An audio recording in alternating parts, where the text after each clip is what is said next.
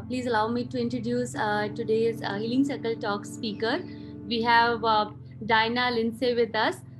She's a stage 4 lung cancer survivor, as she likes to be called, no evidence of disease, and co-founder of Healing Circles Langley and Healing Circles Global. Before she began Healing Circle in Langley, she was also CEO of Lindsay Communications when she was diagnosed with stage 4 lung cancer in 2006. Now a 14-year survivor, she has dedicated her life to helping others with the power of helping others explore the power of deep intentional healing.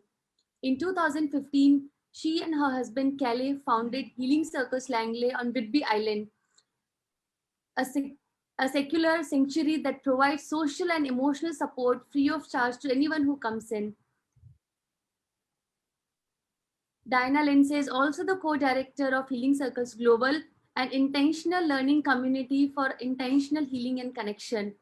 She is the author of Something More Than Hope, her story of surviving despite the odds, thriving because of them. Thank you so much, Dinah, for taking your time out to share your journey, your experience, learnings with all of us. It's been a pleasure hosting you in Healing Circles, which was started by you 6 years back. And I would request you to please share your experience of your own journey with cancer and all the wonderful work which everyone has been doing with you at Langley and Commonwealth. Thank you. It's a joy to be here, Dimple. And so we had the pleasure of hosting Dimple in Langley, and we loved it. And so it's fun to be on this new Zoom medium with you all. I actually have, between my husband and I, gone through 4 different primary cancers. And so I thought what I would do is share the learnings that we got from each of those different experiences. But I would also love to really know what brought you here today and what questions you might have, so that I can tailor the talk to be something that truly is relevant to you. So if you'd like to put in the chat a question that you're bringing with you today, or unmute and just offer it up, that would be very helpful. We'll just take a minute to let everybody put a question in, and we'll be sure to get to it over the course of the evening. आप में से अगर कोई question पूछना चाहता है तो आप यहाँ पे चैट में अभी लिख सकते हैं, सो दैट हम जब सर्कल कर रहे हैं तो वो क्वेश्चंस आंसर कर सकते हैं उस सर्कल में, और सर्कल के बाद में भी we can take those questions.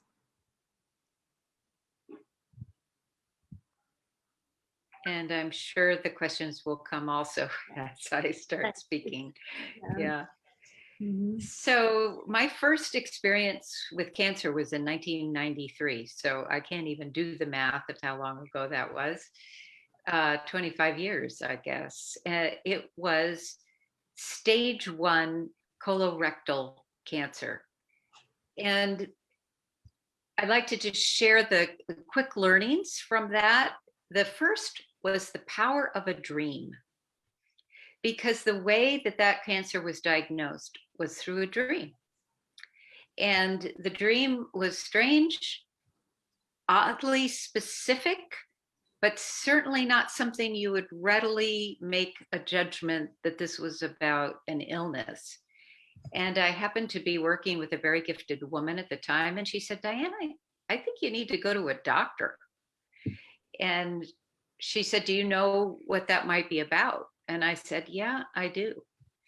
And so I went to the first doctor, and the first doctor said, "No, there isn't a problem. You know, you've given birth to 2 children. It's probably just hemorrhoids." And I said, "Yes, but I've had a dream," which of course was non-compelling to him. And I left that doctor and went to a second doctor. Second doctor also wasn't too impressed with my dream as a form of diagnosis. And so I said, but she was willing to at least do tests. I said, "Well, how long would those tests take?" And she said 3 weeks. And I said, well, if they came back positive, what would you do? She said, I would send you to a specialist. And so I left her office and called the specialist and made an appointment in the next 2 days. And he found the cancer right away and said, you've got to go immediately to the emergency room. It turned out, because of that dream, that they caught it when it was still stage 1. And so that kind of a cancer is really about surgery. And I had the surgery very quickly. I was diagnosed on a Thursday and I was in for surgery on Tuesday. But nevertheless, in those 4 days, there were important learnings. The first was that I happened to go to a big town event. It happened to be a football game. And my friends gathered round and said, oh, we'll bring food, we'll take care of your kids. And they immediately made a phone tree that would support me during the surgery and after. And I called them my spiritual army. And I counted myself among the luckiest in the earth that there were 40 of them on that tree. So that was a very important learning. And I had a very powerful experience during the recovery where they all sent me light that I could feel, even though I did not know that they had all agreed on a time to do that. So that was an important learning. The other important learning was the idea of cleaning up your life. So in one of those mornings, I took my son to play a game, and I sat in the car and I wrote 5 letters. One of those letters was to forgive someone who I needed to forgive. One of those letters was to ask forgiveness from someone I needed to ask forgiveness of. And 3 of them were gratitude letters, just to tell people that I hadn't had a chance to tell how important they had been in my life.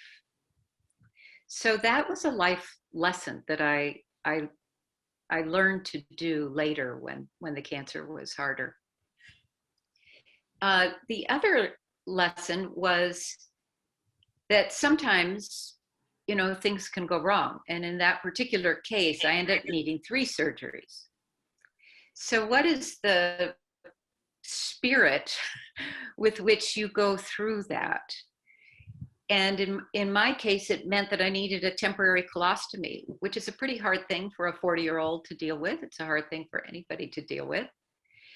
And so I decided that I would go through that with the attitude of curiosity.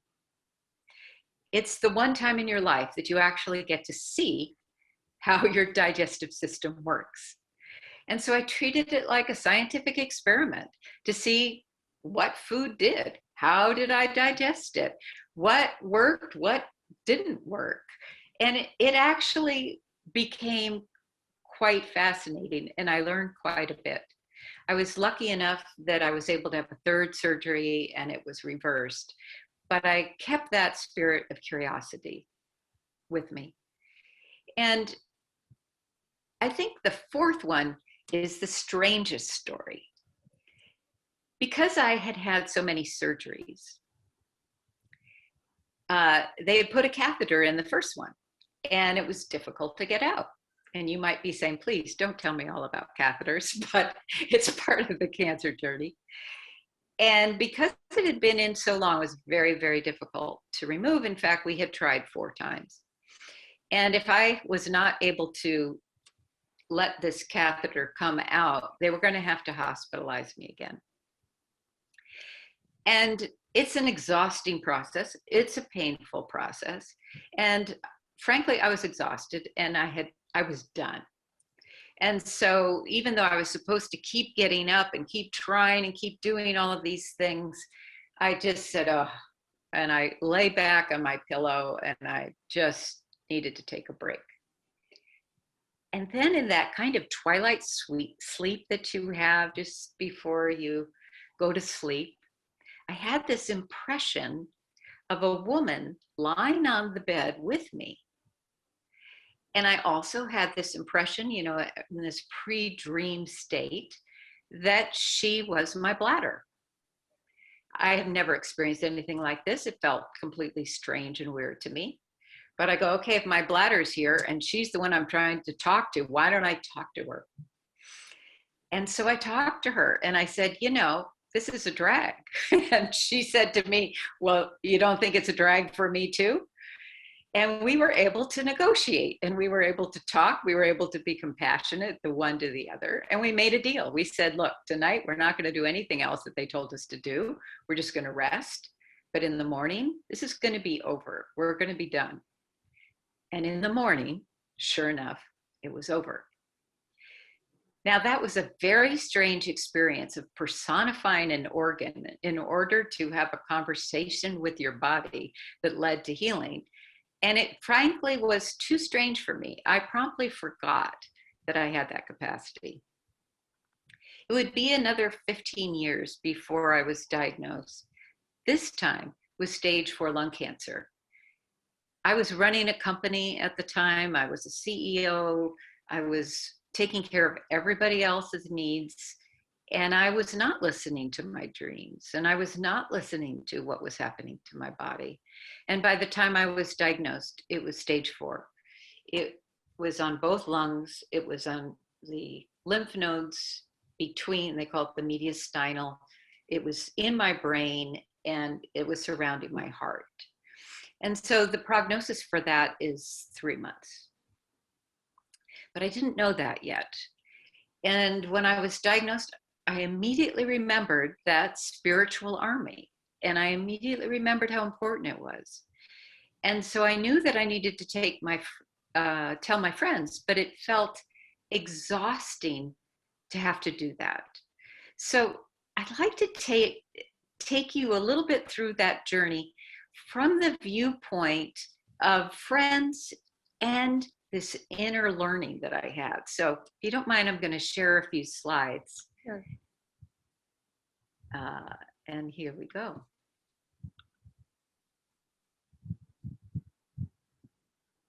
Let me get it so they're full screen. So, you know, we talk about a mind-body connection, but what is it? You know, what does it work? What happens when we close our eyes? And for me, it was a very distinct way of how that happened because I had not been trained with any kind of meditation history.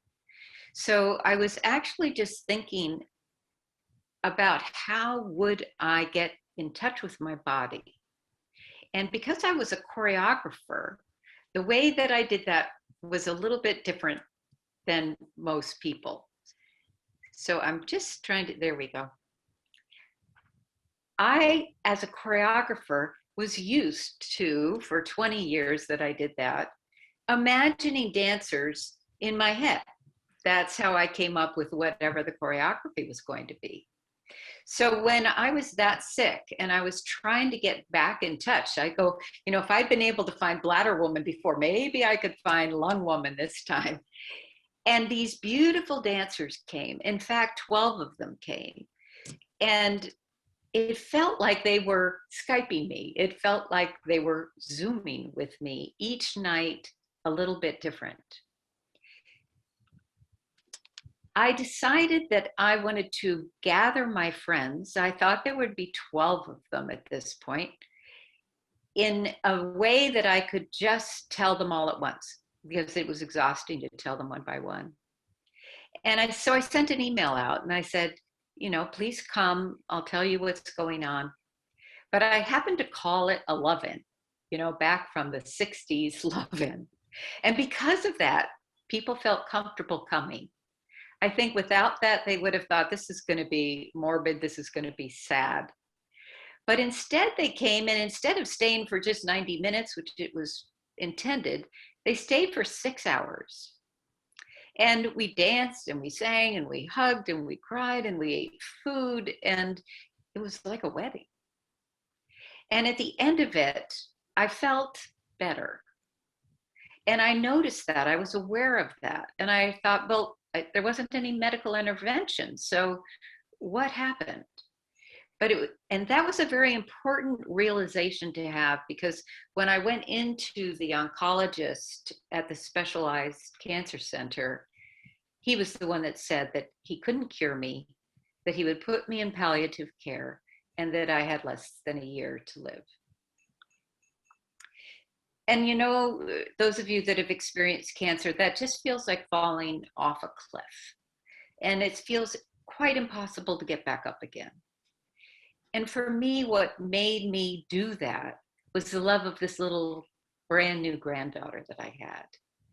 And it was that that gave me my will to live. I had children who I adored, but they were older and they were terribly capable. And I knew that they would be okay without me. But it really killed me to not be able to witness this new generation.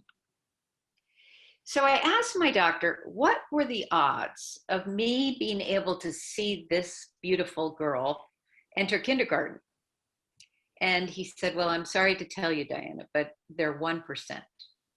So that was no better than him telling me I was going to die in 3 months. But the next day, I said, well, then how do I get into the 1% club? And I go, well, I have to be willing to try what 99% wouldn't.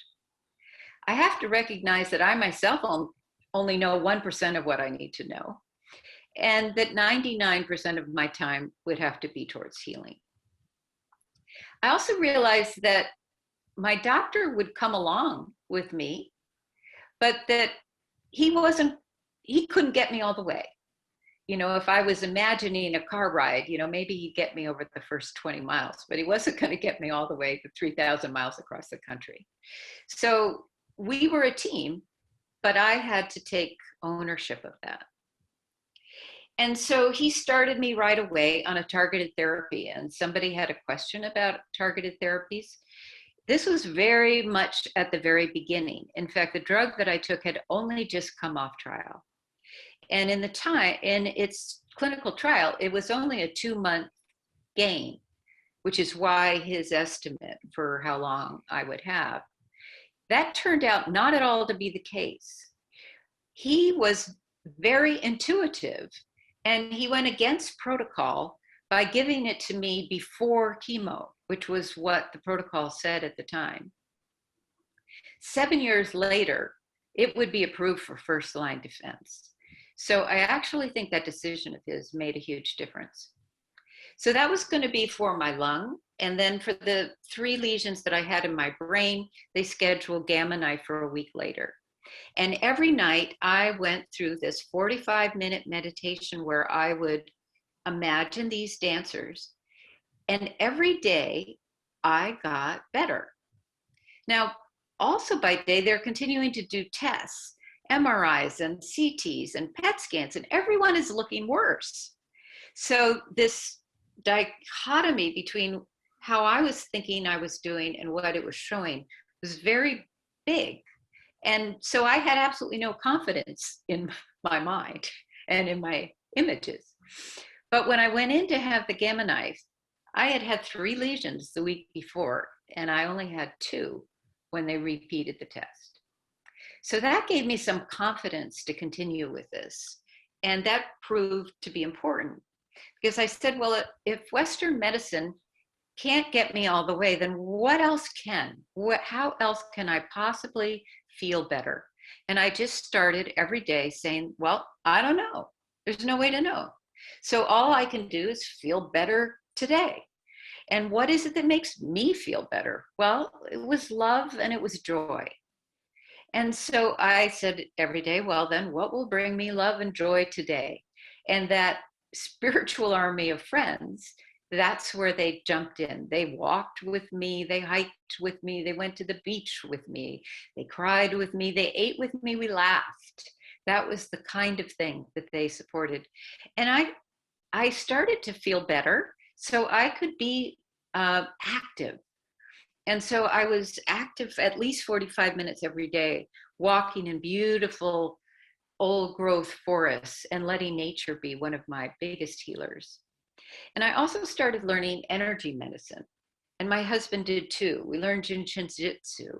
Ultimately, he learned Reiki. Ultimately, I learned Qigong. So the dancers, coming back to the dancers, they were doing a very specific thing. They were pounding pounding and stomping and dancing. I go, okay, well, great. But then I saw a video of how my drug actually works. And the way my drug actually works is it comes and it stomps into the receptor of the cell with a little block that prevents the cell from getting the energy it needs. It's like it's blocking the charger on your cell phone. I thought, well, that's just funny. It's funny that it's the same kind of thing. But 1 month later, the tumor mass had shrunk in half. So then there started just being these bubbles everywhere in this cavity of my lungs. And then I saw a picture of what happens with apoptosis when a cancer cell dies. And it's bubbles. And the tumor again shrunk in half and was now a quarter. So then I had this fantastic acrobat come running in with like whole vaults of light. And all they cared about was getting the bubbles out of the cell. And I later read research that showed that, yes, it's vitally important that they call them blebs, actually leave, because they are what often is the cause of recurrence.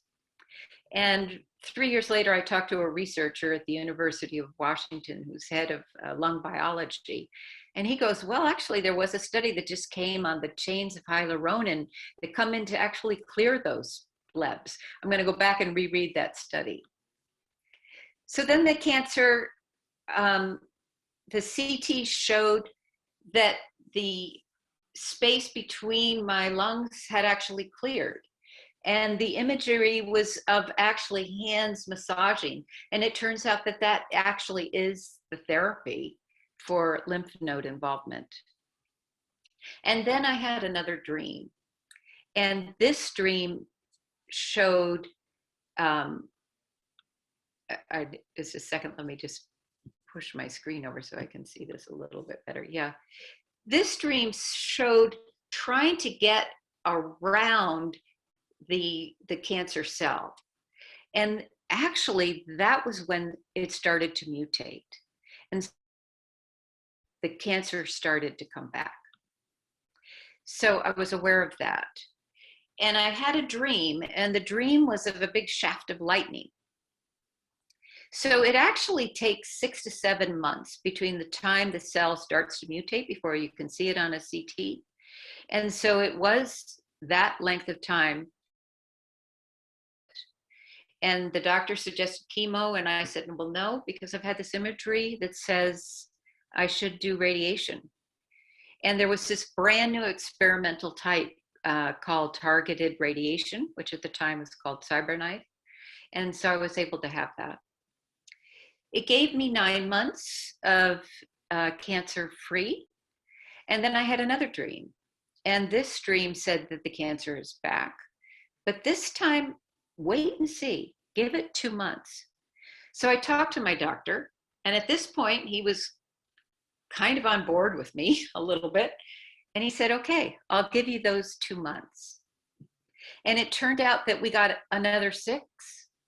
So the very expensive treatment gave me 6, and then this Qigong and Reiki gave me 6. And so that was quite interesting because there was a vast difference in the cost. And then I had another dream just before I was going to see the doctor. And this dream said, the cancer needs to come out. The lobe needs to come out. And for the first time, my doctor said, I think we could make a case for you to be eligible for surgery, which I had never been up until that moment.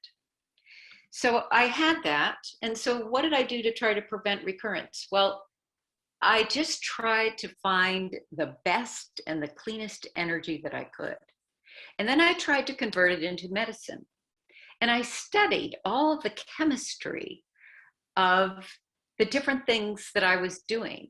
And I found it fascinating because love, for example, love is dopamine and oxytocin. Romantic love is dopamine, and it boosts the immune system. And oxytocin is that long-term love that I had with my husband, and it boosts the immune system as well. And a super fun thing about that is that they have just recommended oxytocin spray against COVID because the way it boosts the immune system. And at the time, I was just putting this together out of Google searches. They were only just discovering what the chemistry of love was. And then I learned Qigong to distribute this. So I feel like I can make my own medicine. And in fact, my CTs have shown that. So I'd like to say what I learned from this. I learned that we can trust our bodies to be astonishingly accurate about their status and needs, that we can train ourselves to be better listeners and observers and sensors of cell talk. We are the voice of our cells and all decisions concerning them, and we can make our own medicine. So it's been 14 years since that. The cancer has come back again. I shifted the targeted therapy. I had more radiation in my brain. But I know now that I will never make a decision without the guidance of my doctor, who I still love, who is still with me. But I would also always listen to my body and let it have a voice in my decision making. So that was a pretty profound realization. And so we started giving talks. We talked at various universities, and we talked to patients, and we talked to researchers, and I gave my blood, and I gave my tissue, and I gave my genes, and anything to try to figure out why was I alive. And as we talked, what people said over and over again is, well, I don't have a Kelly, who's my husband. I don't have the kind of community that you have. I just have a pet. And that actually broke our hearts. And so we thought, maybe the thing to do isn't to spend time promoting our book. Maybe the thing to do is to see if we can offer social and emotional support to anyone in our community who asks for it. And so we founded Healing Circles Langley at that moment. And it basically was a building and an open door and open arms to those who came in to offer and to those who came in to receive. So then there was a very interesting thing that happened in the research, because the research started to recognize the power of social support. So I'd like to show you another slide about that. This is from a study of breast cancer patients. It was a long-term study of nurses. It happened to be in Alameda County. Margaret Chow was the researcher on it. And there, of course, are many things that we have learned about lifestyle that actually were not available as knowledge when I was first diagnosed. So exercise and diet was a 40% increase in longevity for breast cancer patients. That's where most of the research was being targeted. Sleep was really important. Vitamin D was an early supplement that showed a big gain. But look at social support. Social support was 70% improvement in longevity. And that just was stupefying for us. And in the past 10 years, there has been a lot of research on social support. And there's three key things to learn about it. One is, if the social support is good, if it's positive, then it will prevent disease, it will help you recover from disease, it will lengthen your life, and it will make you happier. And that will be for cancer and heart disease and stroke recovery and diabetes and depression. They have studied it across it all. Well, but there's a flip side. There's negative social support. So what happens in a really bad marriage? It takes off 6 to 7 years of your life. What happens to kids who are traumatized in youth and have 4 adverse childhood events? 20 years off your life. So, and what about if you have no social support at all? That's the equivalent of smoking 15 cigarettes a day. So that was really what cemented our desire to offer that to anyone. So I'll tell you, why don't I take a minute to just pause and see if there's some questions that we can answer about this. And Dimple, you can help me if you can go through some of these questions, and we can see if they go. Right. So I see one here about targeted therapy helpful in metastatic breast cancer. Yeah. And the trick with targeted therapy is that it is gene-based. So the most important thing is that you have to be genetically tested. And in the US, we have come to now making that part of the protocol for new cancers. That was not the protocol when I was diagnosed. They didn't know. They didn't have the test. So he just took a guess, and it was lucky that that was in fact the mutation that I had. But now, particularly in breast cancer, there are so many different treatments that getting that genetic test can really make all the difference in the world for knowing the right treatment to start with and then the right treatment after. But if you're not a good match, then the drug doesn't help you. So that's a key thing. Someone asked if immunotherapy is helpful along with targeted therapy. And I can't completely give you that answer because I've not yet had immunotherapy because I haven't needed to. But I have been familiar with the research in lung cancer as it has evolved. And in lung cancer, the drug that I was on was only effective for non-smokers. And because I was a non-smoker, that was a really good bet. In fact, that drug was, it worked for women, non-smokers, Asian. So I was 2 out of 3, and he made the guess. And then when I actually was tested, it was a good match. But what about all the smokers in the world? Well, the problem with smokers was I had 1 mutation, and smokers could have 60. So you would need to have 60 targeted therapies at the rate that they were going, which would have been prohibitively expensive, and Lord knows what would have happened, right? I mean, and they didn't exist. Immunotherapy, however, likes to have more targets. It's what boosts the system up. And so immunotherapy proved to be successful for smokers. So I know that in many different cancers, they try to get combinations. And so it just depends on what kind of cancer you have and what stage you're in as to whether or not that's an effective combination.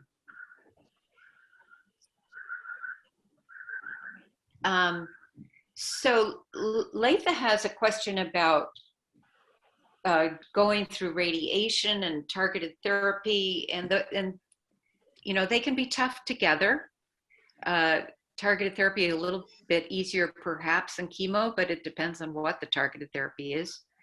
And so what are alternative therapies to minimize the effects?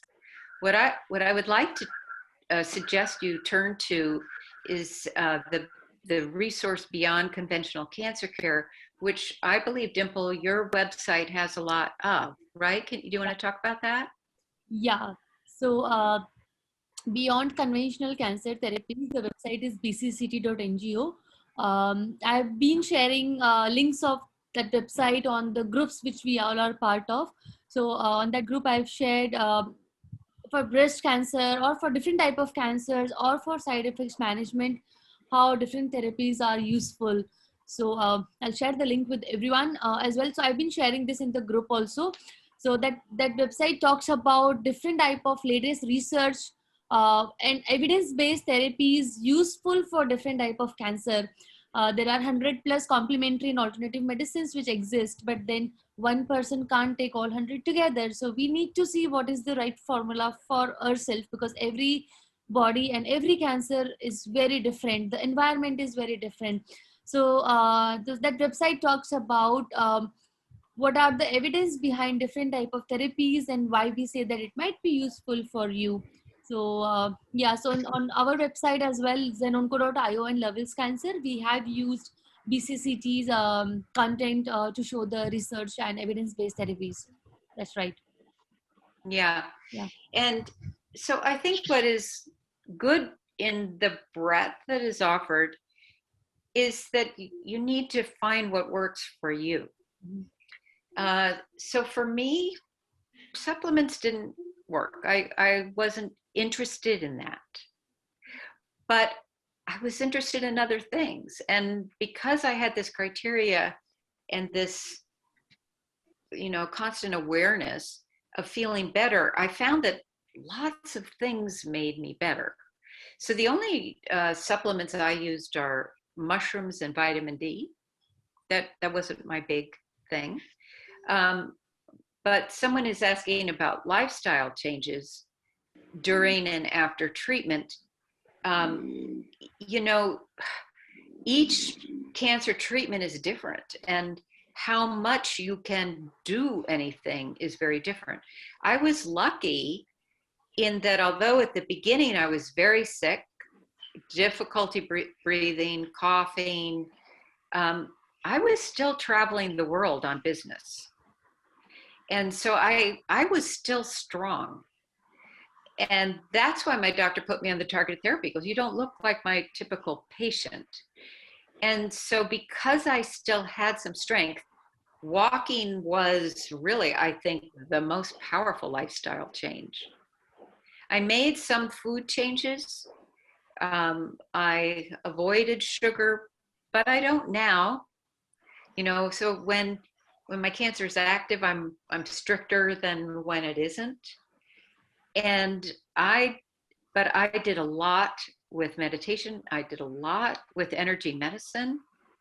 And I ended up becoming a Qigong teacher. My husband became a Reiki master. I mean, we spent a lot of time learning, and it made all the difference.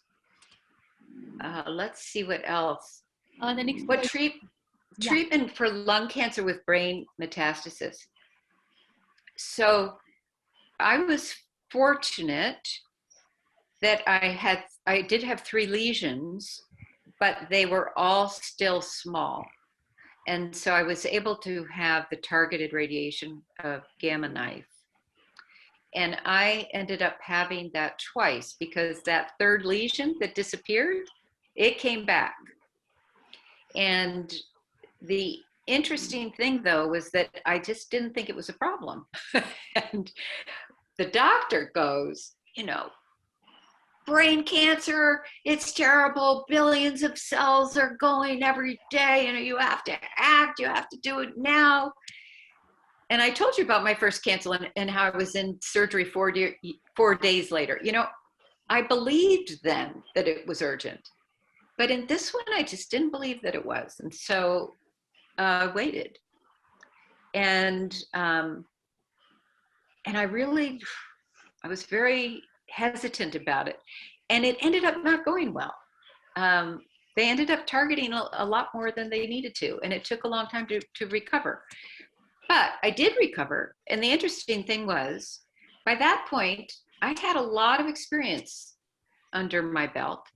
And I'd like to tell you about Kelly's first cancer. Because Kelly got also stage 1 kidney cancer. So again, his life wasn't in jeopardy. Again, it was surgery, and it was, again, the recovery period. But it's a lot of pain. It's a lot of pain to have kidney surgery. But Kelly had learned from my experience that we can deal with pain. So this is a wacky story. This is funny. Stanford did this study that they put people inside expensive MRI machines, and they put 2 pictures above their heads. One of them was static, it was a picture of a pain-free brain. And the other was a real-time feed of their brain. And the task was, they told people, this is the total instruction. Make your brain look like this. And people could do it. People could sit in that MRI and with this biofeedback, make their brains look like a pain-free brain. And then they were pain-free. So I saw that after I had my lung surgery. And the thing about lung surgery is that you can be forever on pain meds. 70% do. They die on pain meds. And I said, well, that's just not going to be me. I don't want that. So I just started to think, well, what strategies can I employ to have something other than the pain meds for this pain so I can get off of them?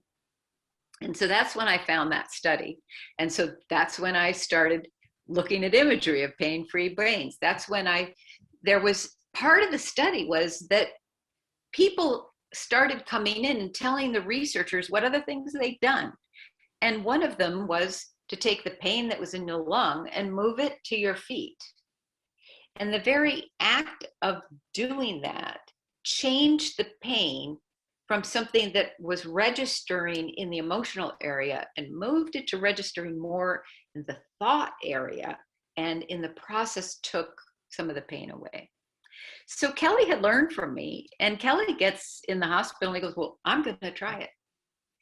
And the other thing he learned, they told him that they were going to put 4 pints of blood because they expected him to lose a lot in the surgery.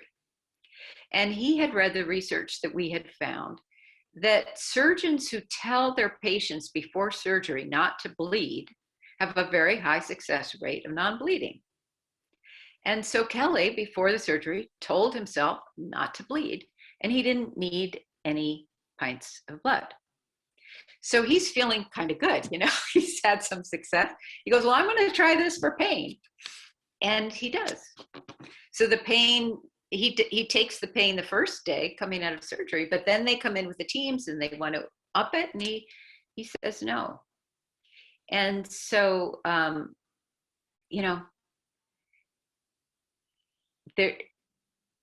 there's also this whole realm of what we can do ourselves. Somebody's asking me about the best diet for this cancer. I would go to the website for that. I have friends that are extremely strict in their diets, and I wasn't. I basically tried to eat as many vegetables as I possibly could, and I minimized carbs. But that isn't that I completely avoided them. I didn't do a ketogenic diet. A PARP inhibitor, I can't really speak to the PARP inhibitors. They're used often in breast. I think that's correct. I know many friends that have used them and they're fine, but I've not had an experience of that. I did have an experience. I had the cancer come back one more time, and this time it came back in my skull. And in that case, they just changed my targeted therapy because I had lived long enough to be on the 3rd generation. So, that was interesting, and it took care of it right away. Which tests must you do regularly, a CT or a PET CT? That too depends on the cancer you have, the stage that it's in, and the means that they have of seeing it. So I am still tested every 3 months. They still don't believe that I'm here. They still think I'm at risk. I get a CT and a brain MRI every 3 months. PET CTs are when they're trying to see how metastases have gone. And because I don't have metastases anywhere else, the brain MRI takes care of it. If I had ovarian or something else, or if I had metastatic breast, then I would be getting regular PET CTs. I can't speak to tamoxifen. I'm sorry. But this I can talk about. Latest therapies in the US for patients with glioblastoma. So I'd now like to tell you the story of my husband, Kelly. Kelly was diagnosed with stage 4 glioblastoma, and he died from it at the very last minute before the COVID lockdown. We had 14 months. And this is what, I have to say to everybody, that there are cancers that are just awful. They're just awful. And there aren't solutions. And we aren't good matches. And the prognosis isn't good. And it doesn't change. And that's what we faced with Kelly. The tumor was just too big. We went into it thinking, that we could do all the things that we had done for me, and we did do them. But there weren't targeted therapies available. And so he had surgery. And his attitude was amazing. And then he had to do a targeted radiation, which we thought would be good, a proton beam. So somebody's asking about the latest. It's the latest. It basically prevents whole brain radiation. So that was good, but whether or not there's any big real gain, I don't really know. And then he had an electrostimulus device called Optune. And there's actually one in trial that I had 2 friends on that's much smaller and much easier. And he did it, but he only got about 6 months with that. But, those were great months. And then he had Avastin to minimize the swelling. So that's a steroid treatment. I had been able to avoid the steroid after the gamma knife that went awry just by doing mind body, but his was just too big for that. So what I'd like to talk about is, what do you do? What's your life like if that's the case? Because Kelly's 14 months were amazing. They were amazing. He said that he was going to go through this with wonder and curiosity. And he did. He did. He had studied the masters, and he goes, what if nothing's wrong? What if this is the best thing that could happen? And he lived that every day. Now, did that mean he didn't cry? No, he cried frequently. Did that mean he wasn't sad? No. But he sat with all of that.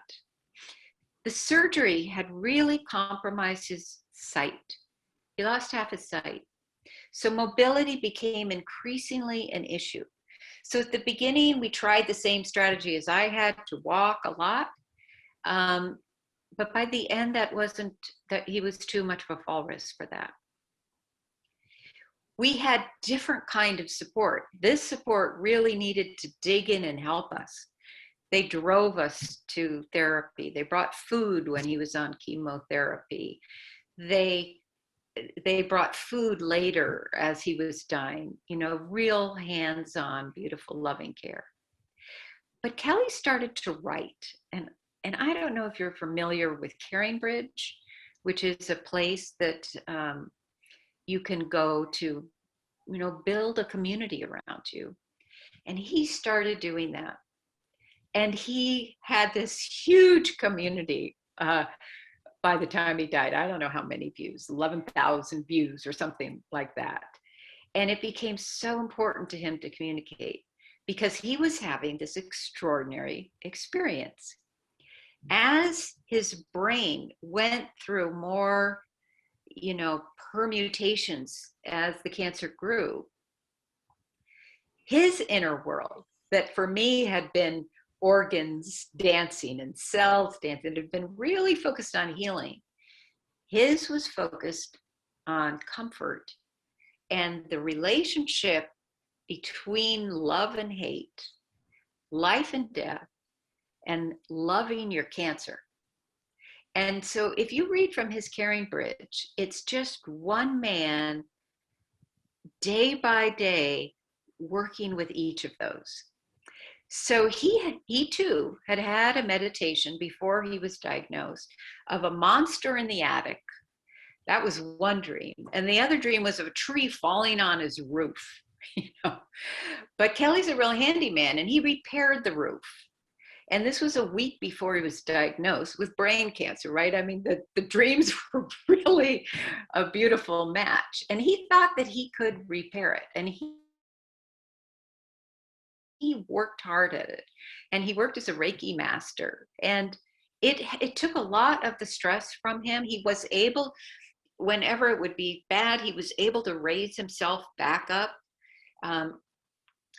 But this monster in the attic, he couldn't keep as a monster. So he brought him in as a wise man. And then a new character would enter his inner world, and that would be the cancer. And he'd be busy talking to that character, and it would be even named Glio, And then suddenly he would love Glio, and he would put Glio under his wing. And so by the time he died, he had this whole community that had each come in as the bad guy, and each had been brought into his loving family. So if you don't mind, I'd like to just read to you one of his posts, and he posted every night. This was near the end, as he was starting to recognize. First, he called it the turnoff from the highway, the exit. And he started writing about the turnoff and how close he was or wasn't to it. And then he started to feel like there was a presence, and he would make the analogy of when he used to race in track and field, and when he used to be a pole vault star, and who was the pursuer. And then he wrote this post that he called Terms of Endearment. And so the beginning of the post is all of the members of his family that he's now assigned not only names, but nicknames. And they have certain ways of cuddling, and they have certain ways of kissing, and they're fun, and they're very irreverent, and many of them are kids. And so one of them is called Angel. So Angel says, "Do I have a term of endearment?" And Kelly says, "Well, your name alone is a term of endearment." And the wise man, who we called Kiki, "Well, what about them? Do we have terms of endearment for them?" So them is this presence that's just lingering outside his consciousness, who he's never brought in before. And he says, "Oh, you mean life and death? Of course I have terms of endearment for them. They are my lovelies." And Kiki says, "My lovelies? I can't imagine anyone referring to death as my lovely. It just doesn't make any sense." And Kelly says, "Are we talking about terms of endearment other people use, or what I use?" And Kiki says, "What you use." And Kelly says, "Well, that's what I thought. So my lovelies it is then." So he turns to life and death. "Life, death, you good with that?" And life and death say, "Completely." And Kiki goes, "But why?" And Kelly goes, "But why?"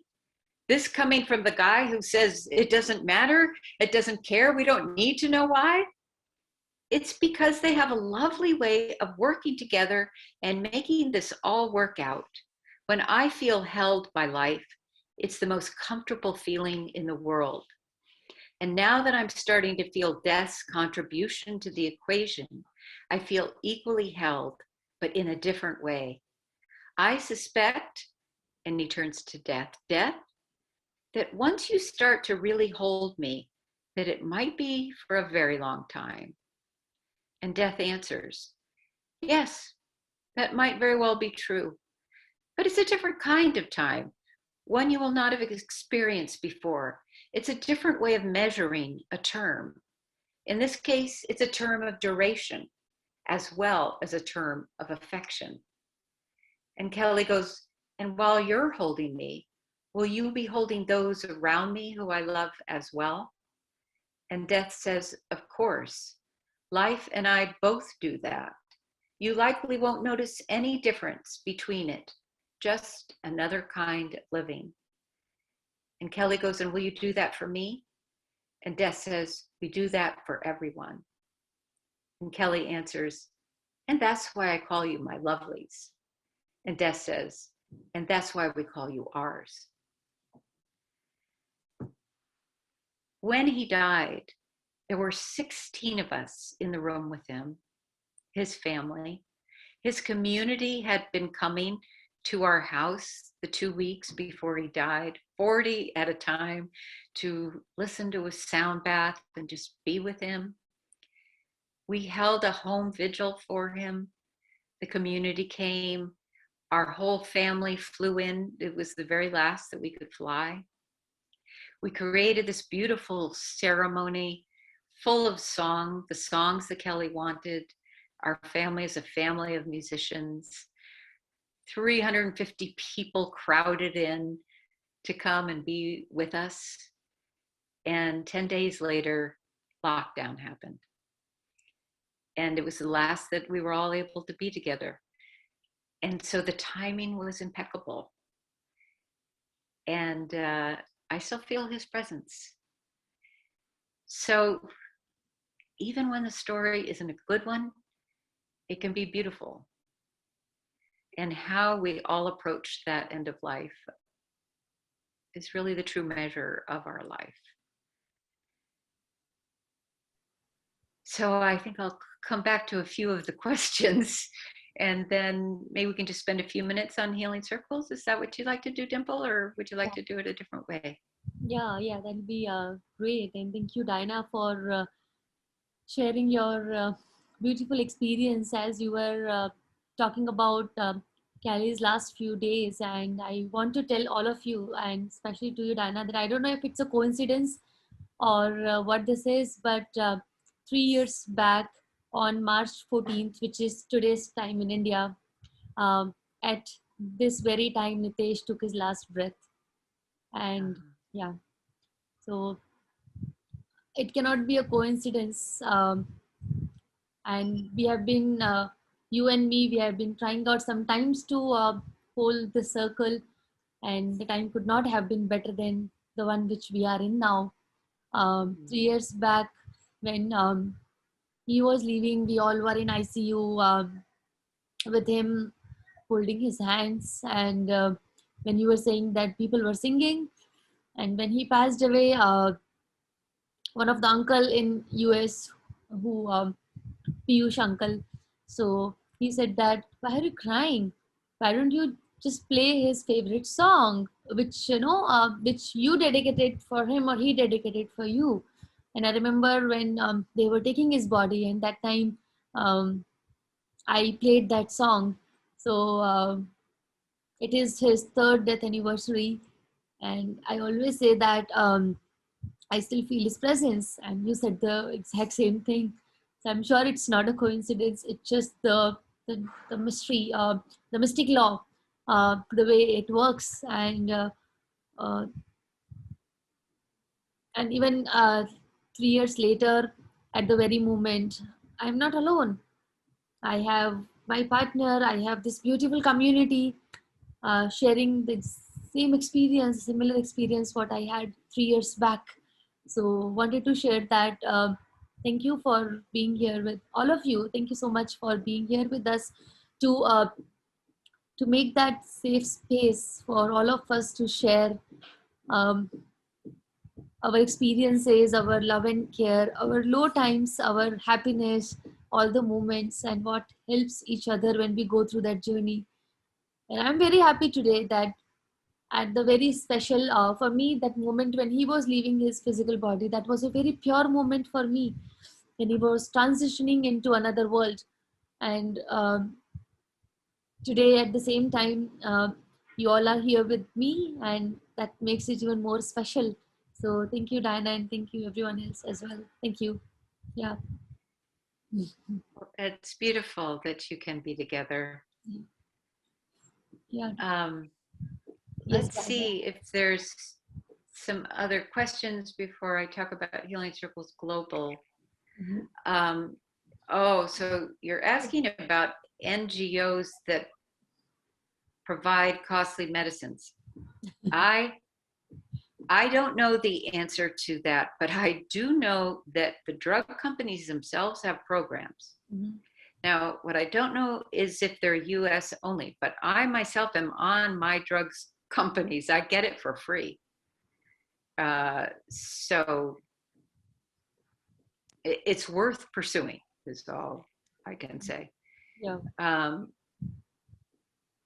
And again, I can't comment on any specific prescription because each cancer is just too unique. Is targeted hormonotherapy the best treatment for metastatic breast cancer?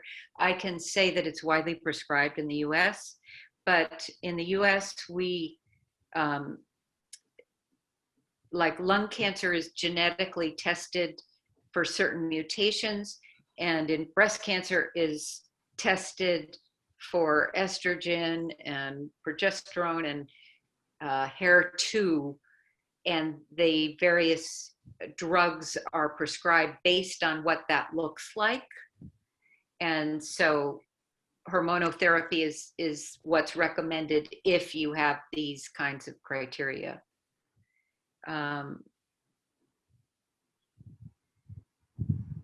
Yes.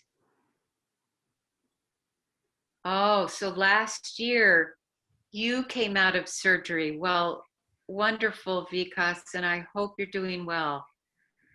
What a big moment it is. I'm glad to hear that you're here with us a year later. You want to know how reliable NGS, what does NGS stand for? Next generation sequencing test, the genetic testing and high advanced test. Well, I can tell you that they're getting more and more reliable. One thing we discovered is that I have a genetic mutation that predisposes me to get all cancers. I'm an equal opportunity cancer recipient. So, even that I think is a fascinating thing. So I should have gotten cancer when I was young. I should have gotten lots of cancers. And in fact, I've gotten 2 primaries, okay? But I'm still here. So what don't we know about the body?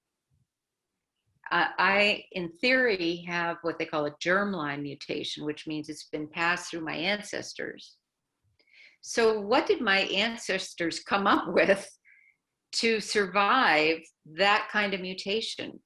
We don't have a tumor suppressor gene. And so I thought, well, maybe our immune systems are better. Maybe we've had to compensate. So it was very early on in genetic testing too. I've been a guinea pig for a lot of this. And, they were coming in with these long faces and, this is terrible and it's going to affect your whole family. And because of the experience I've been through, I just said, well, we have spent a lot of time in the unknown. There was no path forward. This was uncertainty. How do we live in the unknown? And we all live in the unknown. This is being a human being. But we think that we have to be certain, and we create a structure that says this is the way life is. But for me, it was much better to be in the unknown, because the known world said I would die within 3 months. So I wanted to get into that unknown world where there was at least a possibility that I would live longer. And the unknown world just lives by different rules. So one of them is, I said, this is brand new. What do you know about this? Do you know about all the sequences? Do you know whether there might be a redundant system in the body that might counteract? And so they did another study on me, but I think everything continues to get better. And, you know, we just hope that we live long enough to get into the next iteration, the next reliability. Yeah, every crisis in life teaches you a certain lesson. Can you share your life lessons the cancer journey taught you? And what is one thing you want to share with all those who are still fighting this battle? That it's your way. It's going to be your way. It's not my way.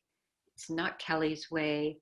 It's your way. It's what makes you feel better, what makes you able to live the life that you have through all the different phases the cancer brings. And in some phases, that is a reduced life because the chemo and the radiation take it out of you. But even there, where's the beauty that can be found? Maybe it's a flower. Maybe it's a view out the window. Maybe it's a loved one holding your hand. And then it opens back up. And in those moments, where can you find the medicine? What can revive your spirit and keep you going? And then to reach out, just to reach out. You have a loving community here, which just warms my heart. I love it when Dimple reads the Healing Circles agreements that we wrote on the table in Langley, you know, Michael and I going back and forth and Kelly chiming in. So to have you read it does our heart well. Yeah, Mahul says, cancer taught me to appreciate all the privileges that I have, small or big. Many won't have them. Appreciate life, live life in today. All of that is so true. And I just want to say one thing for the caregivers that are on the call is that there is literature, which I have read quite a bit of. I actually really love it. It's the positive psychology literature. And what it comes from is that psychology used to always be about what was wrong, what the pathology was. And so it basically took us from, you know, the minus category up to 0. And positive psychology said, yeah, but there's so many benefits, health benefits. When we start going to the positive, when, you know, life, we start focusing on how to bring happiness and contentment and compassion and kindness and respect, you know, there's a lot that helps us there. So why don't we focus there? But the problem was that people took the word positive and thought that therefore cancer patients needed to go around with this big grin on in order to stay positive. And that is terrible for cancer patients, because what it's all it's doing is creating stress in the body, because you're trying to be something for somebody while your internal chemistry is just as stressed, just as full of cortisol, just as full of norepinephrine. And then you've added the stress of it, you know, non-coherence. So what I really learned through Kelly's journey in particular, and even more through my grief journey, is that really we have to be in healing circles with ourselves. We have to be willing to just sit day by day with who shows up for us. And if today is despair, then we sit with despair. And if today is anxiety, we sit with anxiety. And if today is joy, we be sure to savor it. And that's really the only way that I've been able to get through the grief that I've had in the year that he's been gone. Pankaj says, I have fears about my quarterly scans always. Who doesn't? We call it scanxiety in the US, of the unknown. I don't know what's going to be the result of the CT scans. but slowly realized that these scans are to keep me alive. So this unknown has to be comfortable. It is why we do these. We do these because the doctors are caring about us. But that doesn't mean that the few days before and the few days after that we're not anxious. So just be really kind to yourself. Come up with strategies for what makes you feel good during those days. The same kind of strategies you might have around a chemo treatment. Yes. So should I just quickly mention Healing Circles Global? Yes, Diana, that will be great. Yeah. So Healing Circles Langley started 6 years ago, and we had some criteria for it. It needed to be free. It needed to be open to anybody who wanted to come in the door. And therefore, it needed to be staffed by volunteers. And the volunteers had to be able to find meaning and purpose in the service. And all four of those ideas were not being tried. You know, cancer retreats were done by professionals. Cancer therapists were professionals. Doctors were professionals. The idea that humans to humans could be of use to each other during this time, you know, a lot of people go, no. But what we found in Langley was that it was absolutely beautiful, that we could provide deep, important, intentional healing, and that our volunteers found such meaning from it, that it helped their loneliness, that it deepened their social support. And so it was this beautiful cycle where one day you were holding circle and one day you were part of it. And so we joined with other centers to create Healing Circles Global. And that's when we had a gathering and we got to meet Dimple. And that's what it was before the pandemic. And then all of a sudden the pandemic hit. And then also Zoom hit. And we realized, you know what, this actually is the potential of Healing Circles Global, is this virtual environment. This is the only way that I can be talking to you in India from California, is through Zoom. And so we began training, and starting last September, we began offering circles to anybody in the world that A, wanted it, and B, was awake. So we've had to do some learnings ourselves around time zones. And I will say that we have not been good in your time zone. And so we've had some very brave souls who have been staying up at ungodly hours to do the training.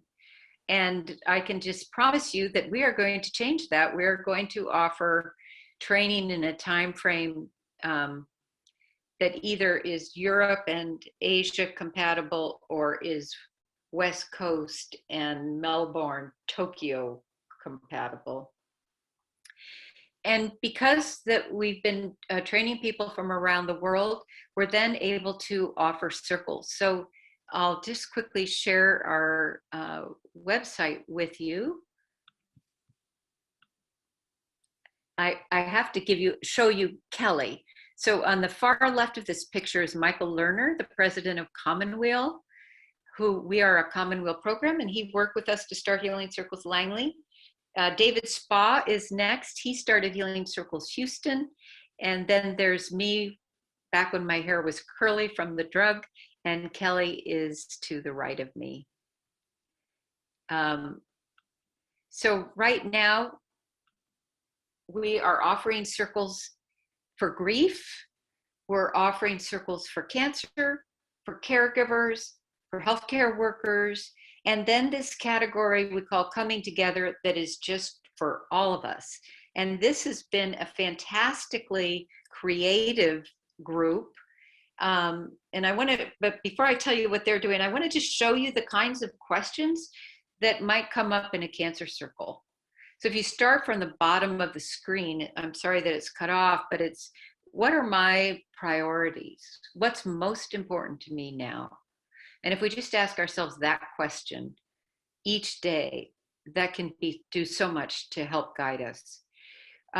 Circles can talk at the early stages of cancer to help us develop our options. They can be sources of support. They can help us plan.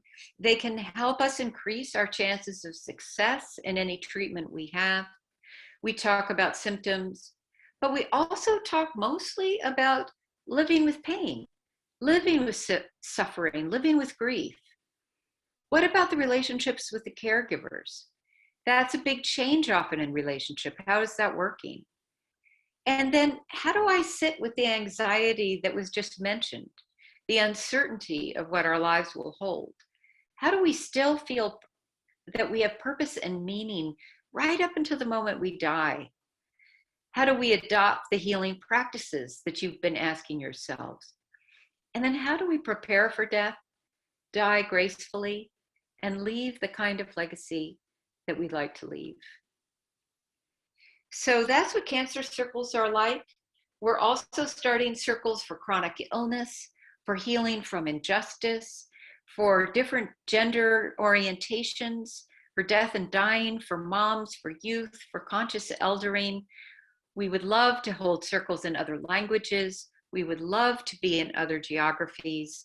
And we would love to be able to use both the arts and the contemplative practices as we go forward. So we would really welcome your community into the Healing Circles global community. Dimple is already doing that. She's already sharing the agreements. I'm sure that your Healing Circles are already being that. And if any of you want to be trained, and so you can spread it wherever you are in India, we would really welcome that. Yeah. If anybody wants to get trained in Healing Circles, you all are a part of the groups, or you have my number, so you can ask me for the same. I will share the link as well. And you need to register. You need to register. It's, as Diana said, it's completely free. It's a gifted training, and yeah, so you need to be awake, and you need to be what was the second thing? Awake is really the key thing. Awake and willing. Time zones are different. You have to have Zoom. You have to have Zoom. So anybody who is interested in learning the Healing Circles and training, anytime, please feel free to contact, and I'll share the details. Yeah, I will request everyone to share their experiences, and if there is any question we have, I'll unmute one by one. So I will request Mehul, would you like to share? Thank you, Diana and Temple. It was really great listening to you, and I could feel what you were thinking, and I could feel that I was out of my place, and I was in that world that you were creating in. So yeah, I've been through such thoughts, and I've fought my stage 4 cancer. So I do relate to quite a few things of thoughts that help in the fight. Like when I had radiations, I used to think of the rays coming in. I used to welcome the rays to heal my cancer rather than cribbing or complaining about it. So that's just an example. But in such ways, I used to always try to see the good part of the bad thing. And that really helps in life. But got to learn a lot of things from you. Definitely will reach out to you. I'm in the US. I'm in Columbus, Ohio. So definitely will like to volunteer and see if I can help my fellow fighters and share my experience and do whatever I can to give back. So thank you. Thank you. Thank you. Yeah, and Diana, Mehul is a stage 4 cancer survivor. Yeah. So, thank you. Thank you. I will request Pankaj Mathur. Okay. First of all, thank you very much, Diana, for such an amazing and lovely story. I mean, this is really a great motivation for us, people who are, I'm still not sure I'm a survivor or I'm a fighter, but I've always been a fighter, and I still feel that, this disease has given me an opportunity to be a fighter for a longer time, but no problem. I'm actually ready for that. So, I have actually learn new distinctions today about, knowing the unknown part of it. This is really very helpful for, people that, how to be uncomfortable, how to be comfortable with, in the unknown situation, and how to deal with these things. And again, I actually am a survivor. I have undergone 3 surgeries. This is basically lung metastasis of myofibroblastic sarcoma. So, and my last surgery was done last year in the month of July. So I could actually relate with your experience. Every time, going 3 months CT scans and abdomen scans and everything. So that is quite relatable. But again, at the same time, how to be strong and how to overcome with such kind of situations. So that's very helpful. And I've just sent an SMS or message to Dimple that I want to be a trainer if it is possible for Healing Circle. I am ready to volunteer my services. Thank you very much for that. Thanks a lot. Oh, wow. Thank you so much.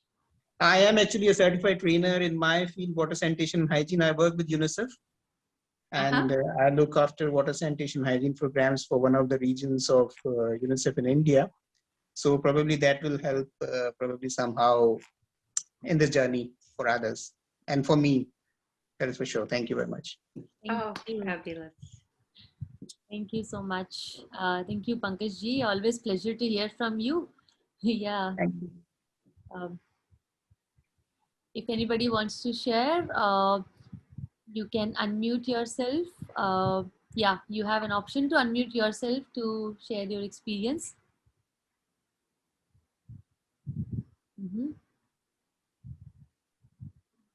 विकास जी, आप कुछ share करना चाहते हैं?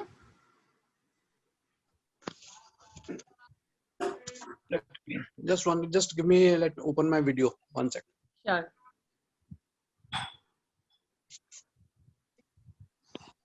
Good morning, everybody. Good morning. And Mehul, good evening to you, because I know you are in US and it's late night there. Yeah. Okay, ma'am, as you were explaining about your experience and visualizing certain things, same thing when I was undergoing my first radiation, I could sense it that whereas the radiations, I was on the radiation table, I could sense that my bad cells or the tumor cells are dying. And when I meditate on certain days, I can feel, I can visualize that my bad cells are dying and the new cells are generating. So that's how I've been able to survive in the last 1 year after I was diagnosed with GPM. Of course, there have been some retrograde steps also in that, in the sense that in December I had a reoccurrence, and for which I underwent a targeted radiation therapy in Bombay. But somehow I'm fighting it, and I don't know whether yes, I am still a fighter for the GBM. But it was very sad to know about Kelly that he couldn't fight the way you could, and he couldn't fight the GBM, and he was there with us only for about 14 months after he was diagnosed with the GBM. I wish he had stayed longer, and we would have learned more from his experience, as we are learning from your experience of fighting the cancer. Let me share one more experience with you. One night when I was wanting to go to the washroom, as I got up, what I dreamt of was that I saw my body still lying on the bed, and what I imagined was that, okay, the body which is lying there on the bed is a sick body. Sorry, it's a healthy body, and the body which is going to the washroom is the unhealthy body. Wow. And I went to the washroom, eased myself, I came back. There was a totally different feeling which I had when I lay down on the bed, and that was immediately, say, within about 2 months or 2 to 3 months of my surgery, and I'm still undergoing my first set of my chemotherapy and radiation. So that's how the power of mind, the power of imagination, the power of meditation, it helps you to overcome your problems and diseases, and it actually helps you to fight it out. Oh, Thank you very much. Beautiful, Vikas. I'm so happy to see you looking so well. Yeah. Thank you. You're doing great. Thank you. And I've been getting a lot of support for this, whatever I am today, with from Dimple and her team, and from all these healing circles. Every Sunday, I make it a point to listen to the healing circle talks, for which, in case I do miss it out, and Dimple has been very magnanimous to share the recordings with us, and it helps us a lot. Thank you, ma'am, for this starting this healing circle, and Dimple has been doing a human job to carry it forward here, at least here in India. Thank you. Thank you so much. As I always say in the circle, that it's all of you, all of us. Together we make this a safe space, a happy place for all of us to share what we are going through. And when I was going through my journey as a caregiver, I had similar community in the US, where people were coming to home, praying together, taking care of me, taking care of Nitesh. And that's what made this journey easy for us. That's what made this journey happy for us. And as we say that it's the process that matters, not the outcome. Outcome can be anything, but the process should be happy. It should be we should not suffer. There will be physical pain, but we should not suffer. And one of our dear friend Kozo, I have shared his story also in last to last healing circle, and I also sent him an invitation to join one of the healing circles. And just 2 weeks back, I sent an email, and 2 days later, I found out that he is he's transitioning into another life. So Kozo, when I we had a similar circle to share our love and blessings for Kozo, and he was there. He was on hospice care, and he was there, and he was saying that I know I'm going.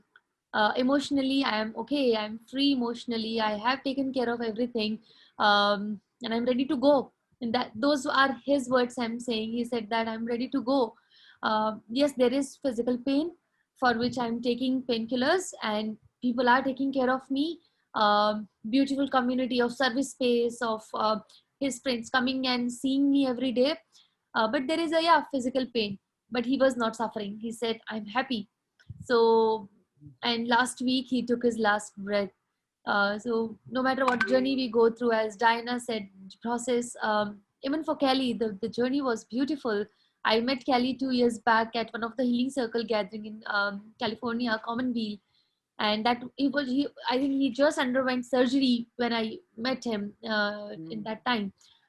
And we took some beautiful pictures, and he had GVM, but he was happy. He was joyful, and I was like, my God, even during this phase, he's content with what he has. And he was feeling grateful for all the wonderful people, for Diana, for all the work which everybody has been doing at Commonweal, at Healing Circles, Langley, and it was just amazing to see experiences like Kelly. I mean, I'm talking about the people I met who were going through that journey, and Kozo. Kozo I've met 3-4 times in last 3 years, and every time it's a different and profound experience. That yes, I have cancer, but life should not be all about that. There is more to life. There is more to live, and we should always be grateful for what we have and try every day how to how to make that every moment meaningful, to be able to. So Kozo dedicated his life to serve other cancer patients. And the website Diana was talking about, BCCT, Kozo has been a great contributor to do that research on cancer and make it available for other cancer patients. So what I wonder many times that no, he was at last stage, he had few weeks to live, he accepted it gracefully. And how it makes it different, maybe my journey or Kozo's journey or many of our journey when we are going through it, the difference was he accepted it gracefully. The process was smooth, or you can say he kind of realized that what is my purpose of life, and he fulfilled that purpose. He lived with that purpose every day, every moment. And when he was going, he knew that I'm going in 2 weeks or maybe a few days, but I'm going with the satisfaction and the peace and the comfort that I did what I could, and I lived the way I wanted to live. So I think that's what matters. Nobody knows what the outcome is going to be. For Diana, she had only 3 months, 14 years back, but today she's here with us. So we really don't know what will be the outcome of any journey, but the process is what make it more joyful, more satisfied, more content, and that's what my experience when I meet amazing people like all of you, Mehul, stage 4 survivor. Many of you are going through the journey, and many other people like that. So thank you, Diana, for joining us in today's creating this happy place with all of us, and thank you for creating the concept of healing circles. And I never thought that we would be holding it virtually until COVID came, but as you said, Zoom and COVID, and thank you for bringing this new so I remember that during COVID you also you were all were trying to make it available online, training people online, and how can we host, because physical space it's all different altogether, but the virtual space it's very different. So we have been meeting all of these wonderful people every Sunday, and it feels like a family. So thank you, all of you, for being here with each other. For many others who are going through the similar journey, and Diana, if you would like to if you would like to end the circle with any quote or any poem or any music or anything you would like, and then we'll take a minute of silence. Well, I have a bell. I actually do have a quote, and let me just see if I can find it here. This is by Rupi Kaur. It's called Community. When the world comes crashing at your feet, it's okay to let others help pick up the pieces. If we're present to take part in your happiness when your circumstances are great, we are more than capable of sharing your pain. I'd like to just ring a bell and have a moment of silence. This is how we typically end. Thank you.